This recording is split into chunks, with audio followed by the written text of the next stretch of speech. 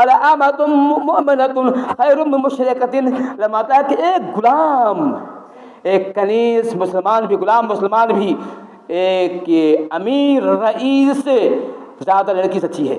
ایک غیر مسلم جو بہت ہی رئیس ہے، خوبصورتی کی وہ بے مثال خوبصورتی ہے، لیکن وہ مشرکہ ہے، اس کے مقابلے میں کالی کلوٹی ایک لونڈی بھی زیادہ اچھی ہے۔ اللہ کہہ رہا ہے ایک کالی کلوٹی لونڈی بھی اس کے مقابلے میں جو بہت حسین ہے، بہت دولت والی ہے، پیسے والی ہے، لیکن مومنہ نہیں ہے، اس سے اچھی ہے یہ۔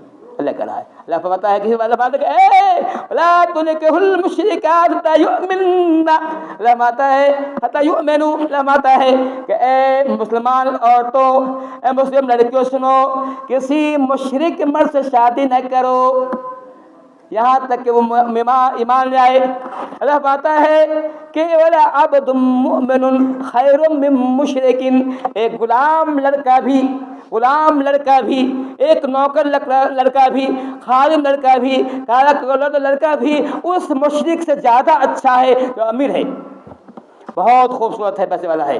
ایک اس کے مقابلے میں ایک مسلمان ہے، غریب ہے، کالا کلوٹا زیادہ اچھا ہے۔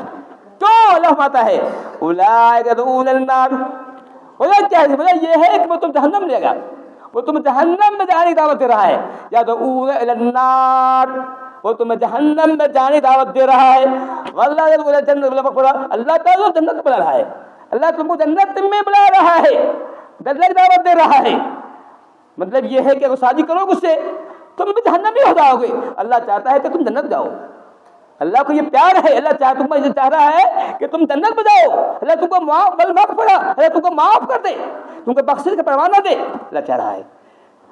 اندازہ کیجیے، اللہ تعالیٰ ہمیں جو ہے سمجھا رہا ہے کہ اپنے ایمان کی حفاظت کرو، جنت جانے کی بھی کرو، لیکن اس کے باوجود ہم دیکھ رہے ہیں ایسا ہو رہا ہے۔ اس کی وجہ کیا ہے؟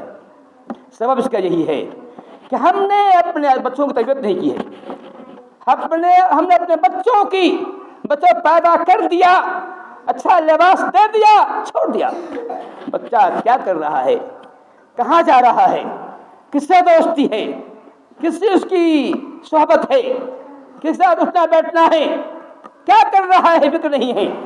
یہی وجہ ہے کہ ہمارے بچے جو ہے نکل رہے ہیں۔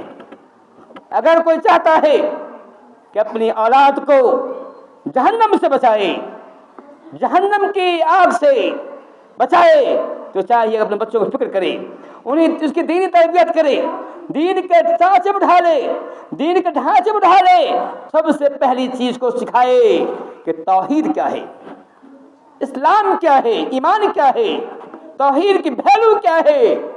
آدمی کے پاس کروڑوں روپیہ ہے، اربوں روپیہ ہے، وہ زمین کا مالک ہو جائے، پھر بھی اگر